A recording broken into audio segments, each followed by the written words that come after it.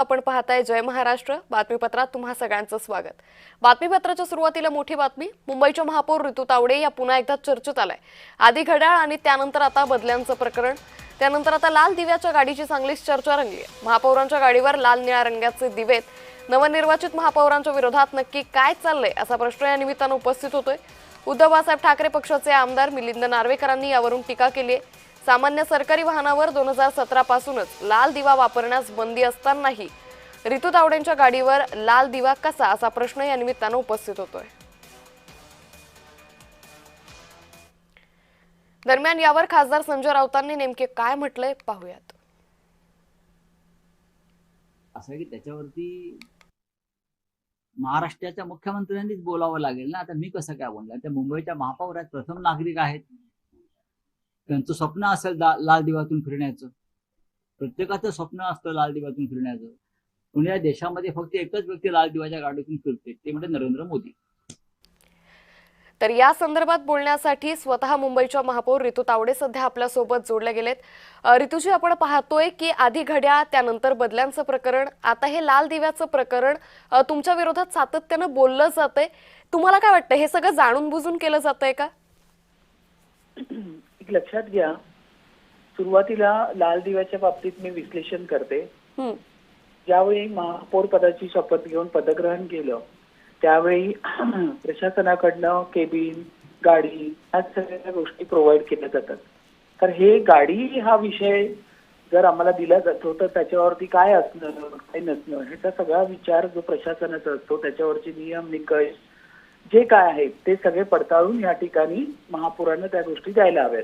म्हणून मी सकाळी मुंबई महानगरपालिका आयुक्त भूषण गगरानी यांना फोन करून सांगितलं की ह्या सगळ्या देत असताना त्यांनी म्हणाले की हो, हे आमच्याकडनं राहून गेलं असेल, हे आमच्याकडूनच तुम्हाला संपूर्ण नियम सांगून त्या पद्धतीने सगळं प्रोव्हाइड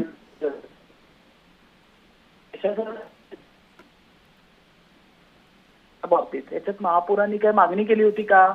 मी काय पत्र दिलं होतं का तुम्हाला? तर ते म्हणाले नाही, तुमचं पत्र नाहीये। मग मला याच्यात कशाला वेटीस धरलं जात आहे?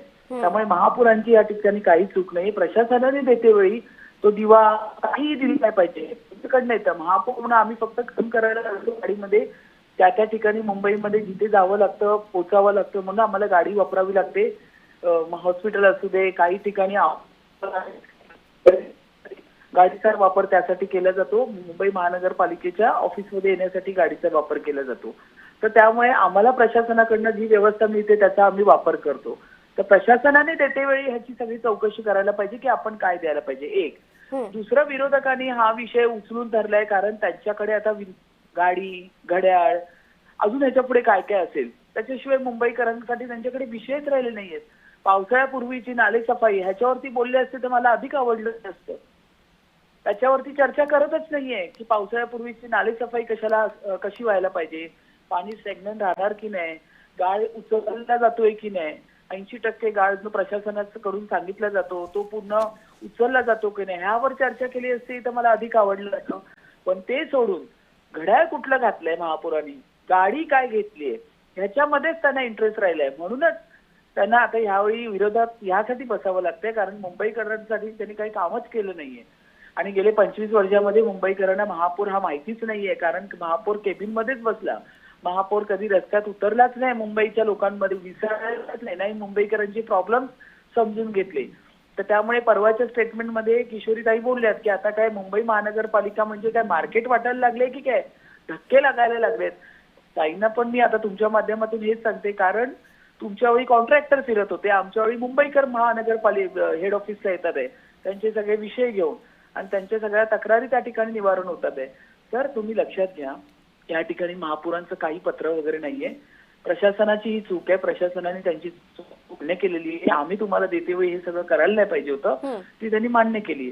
आणि दुसरी गोष्ट राहिला विरोधकांचा विषय, विरोधकांकडे आता ह्याच्याशिवाय दुसरे विषयच राहिले नाहीयेत। ऋतूजी, जसं तुम्ही म्हणालात की ही प्रशासनाची चूक होती, ती प्रशासनानं मान्यही केली आहे, मात्र आता अशा पद्धतीनं पुढे चुका होऊ नये यासाठी काय उपाययोजना प्रशासनानं केला पाहिजे, त्या विरोधात तुम्ही कशा पद्धतीनं कारवाई करा? आयुक्तांना मी फोन सुद्धा केलाय आणि संबंधित कुलकर्णी कोण होते जे प्रमुख वाहन पुरवणारे जे प्रमुख अधिकारी आहे त्यांच्याशी मी बोलले, त्यांनीही सांगितलं की हो मॅडम, आमच्याकडनं हे झालंय. तर मी सांगितलं तुम्ही जे ऍक्सेसरीज देतात सगळ्या गाड्यांना लावली जातात, तर तुम्हाला जर ह्याची धोरणं माहिती आहेत, ह्याचे नियम माहिती आहेत, तर तुम्ही का ते प्रोव्हाइड करता आणि का त्याला लावायला सांगता? मग त्यांनी सांगितलं की आमच्या खालती जे करतात ते आम्हाला माहित नाही. तिला ही उत्तरं चालणार नाही ना, की मला माझ्या खालच्या अधिकाऱ्यांनी काय केलं, त्याच्या खालती वाहन चालकांनी काय केलं, ही उत्तरं तुमच्याकडनं अपेक्षित नाही. जर जी गोष्ट नाहीच आहे तर नकाच करू ना.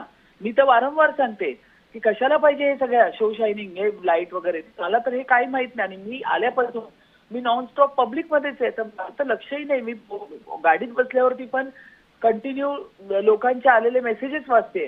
त्यामुळे मी जिथे जाते ते डेस्टिनेशन कधी येते हे मला खरंच कळत नाही, कारण मी नॉनस्टॉप फोनवर आहे, नॉनस्टॉप कामामध्ये आहे.